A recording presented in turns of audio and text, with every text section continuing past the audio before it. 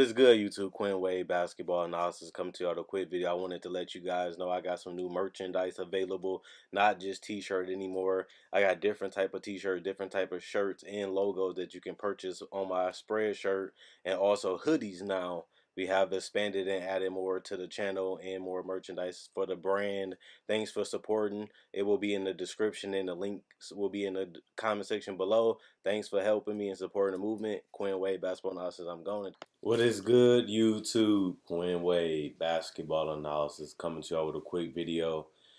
We're going to talk about the Los Angeles Clippers, a team that a lot of people came into the season saying is the championship favorites.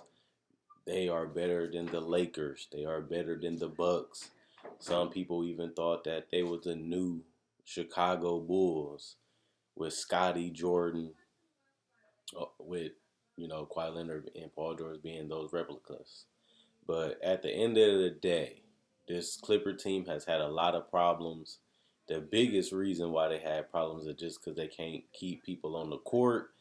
And this team has been night and day throughout this season. 1 minute they look like the best team in the NBA that nobody can ever beat, and the next thing you know, they look like a regular team in the Western Conference. And the only reason why I say it like that is because there are a lot of teams that are around where the Clippers is record-wise, but they do have talent, and I do feel like those teams can compete with the Clippers. But I think we have gave them respect very quickly, just because we know how great Paul George was last year being in the MVP conversation. We know the fact that Kawhi Leonard was a Finals MVP and beat the #1 seed Milwaukee Bucks 4 straight times before going to the NBA Finals to then beat the Golden State Warriors. So it is understandable that we give them the benefit of the doubt just because we've seen how great these players can be. Plus, when you look at this team, when it comes to fit, a lot of their players fit in certain spots on the court, and they have guys that can do multiple things offensively, but they also have the guy that's fiery and really want to get at it defensively, and you don't really see teams that really prioritize locking down other players and locking down teams. And we all thought the Clippers would be one of the top 3, top 5 best defensive teams in the NBA, but it's kind of tough to do that once you know that everybody is always in and out the lineup. And on top of that, you don't really have a traditional rim protector for this team as it's currently constructed.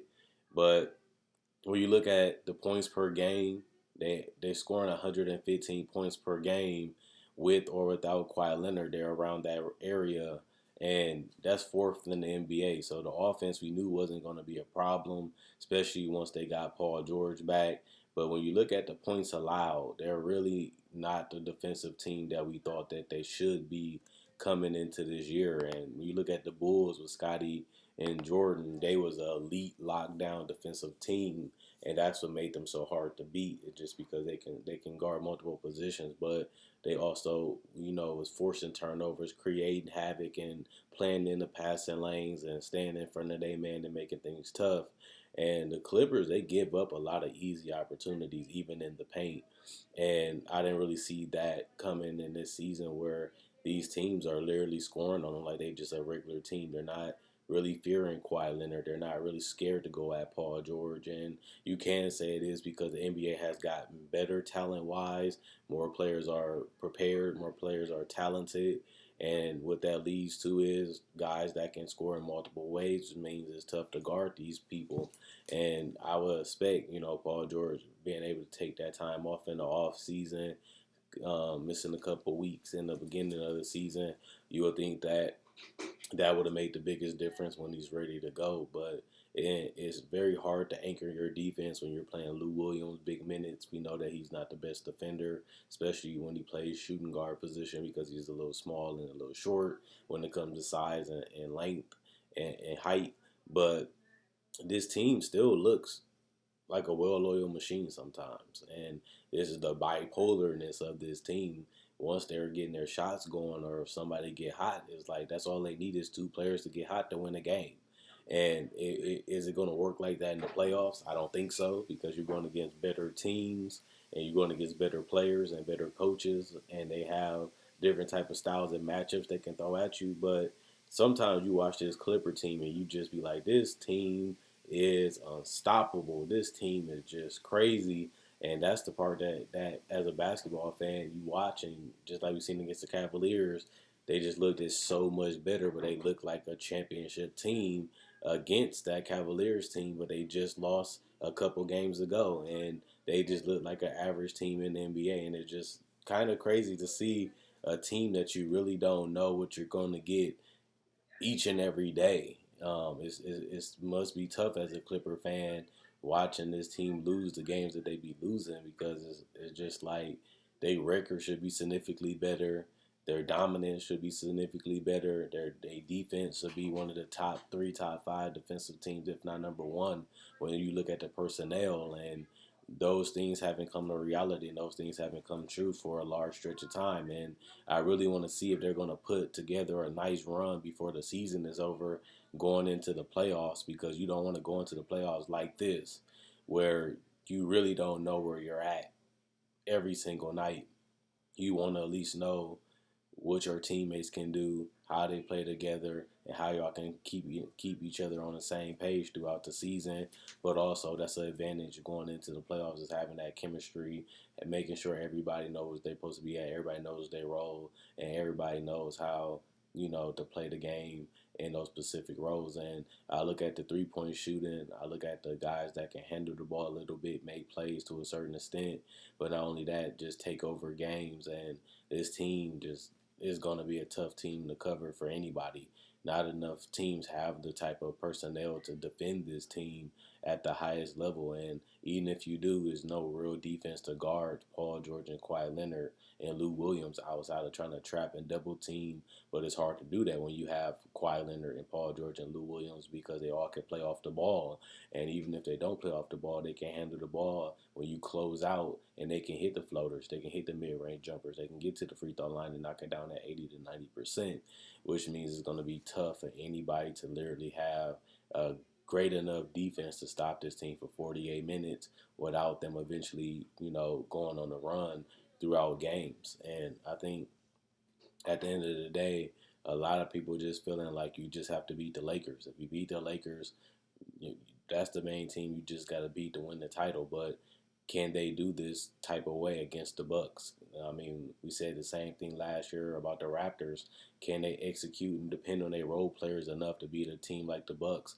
And they was down 0-2 against the Bucks before they won 4 straight.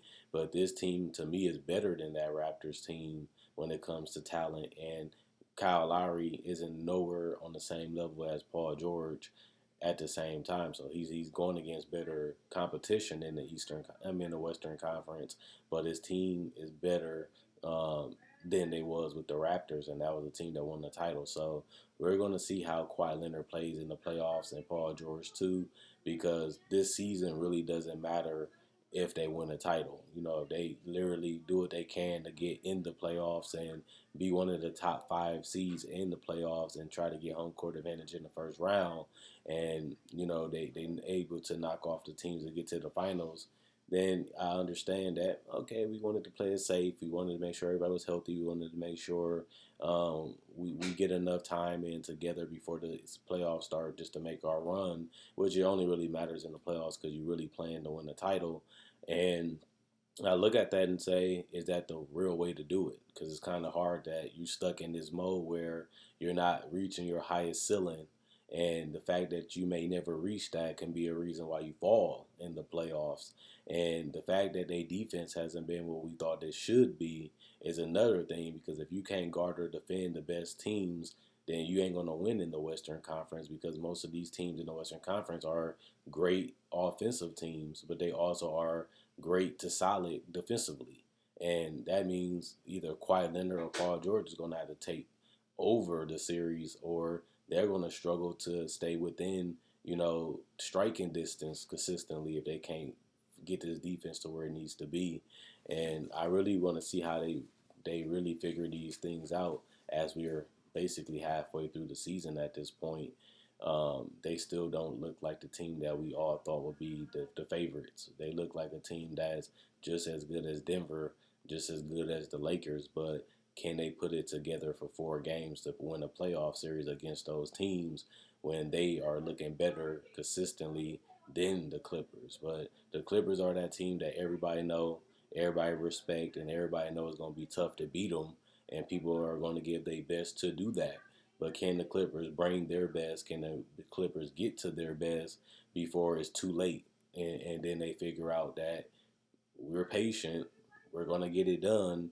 But that mentality doesn't always work, and it doesn't work mainly in the NBA, especially when the trade deadline is almost coming up, and teams are going to try to make moves to take that next piece to get on the Clippers level or to pass them up. And you don't want that to happen because now you're behind and now you have to do more and rely more on these players that haven't been able to step up consistently so far this season. So the Clippers have the talent, they have the superstars, they have the shooting ability, they have the potential to be a lockdown defensive team, especially when they're healthy and everybody's playing. And they also have the ability to be coached and get great production out of their role players and put them in spots to where they can succeed and play with and be compatible with their stars. But at the same time, you can't really think about it as a half-ass way. It's either you in or you out. And the Clippers has been jumping back and forth all season, and I really want to see if they're going to make that push by the end of this season to really get everything in order, everything locked in and focused, and make sure they in title mode. Because if they're not, they're going to have a tough time coming out that Western Conference and winning a title this year in their first ever in their franchise history. And once you look at this team, that's all it is. It's championship or bust. And that's basically what I'm saying. If this team doesn't win a title, this season was worthless. If this team doesn't win a title, Paul George and them, they signed a shorter term deal. And the more seasons you waste and the more seasons you don't win the title, make that draft pick that Sam Presti got a lot more better. Because you didn't get to the ultimate goal. You trade all those picks and all that future just because you feel like Paul George and Kawhi Leonard can get you to a championship level and actually win one. If you don't do that, then the picks was all a waste because it really didn't amount to anything but competitive basketball. But the Clippers could have been competitive without Paul George and Kawhi Leonard. They made these trades and these signings because they felt like this was enough. These two players can get the job done, and they have failed to show that consistently throughout the season, and that's why they're probably the most disappointing team outside of the Sixers, just because we thought that they would be head and shoulders or a little bit above the Lakers and Bucks, but that hasn't been the case this whole season so far. Even in the beginning of the season, they didn't look like they was the best team in the world, and they still don't months later. And hopefully that they can figure that out, and hopefully they don't wait too long to flip the switch and try to make that run, and then come up to a team that's feeling themselves and confident and really hitting their stride too, and put the Clippers out. And then next thing you know, everybody's looking at this team saying this was supposed to be the best or the second best duo, and they didn't get the job done. And it was just mostly because they couldn't get on the same page with everybody in the organization at the right time, and that could be the chance that allows them to miss their title window this year. You only can be one of the best teams so long. You only can be, a championship so long before everybody goes their own way, or some people give up, or some people just feel like they can't get over that hump. The Clippers can be one of those teams if they never really lock in offensively, defensively, chemistry wise, and buy in the way they need to. And even though I don't expect this team to make a major move, this trade deadline, teams are still going to try to find a way to get better. And if the Clippers can't hit their push and their run, they might be able to get caught up by it, and they might be able to be behind some of these other teams by the time the trade deadline is over, and that makes them better than the Clippers are on the same level. It's going to be tough to come out the West, like I said before, but the Clippers need to get it now, or it might be too late in the future. But let me know what you guys think. Do you still think the Clippers are the favorites? Do you think they still are the best team in the NBA?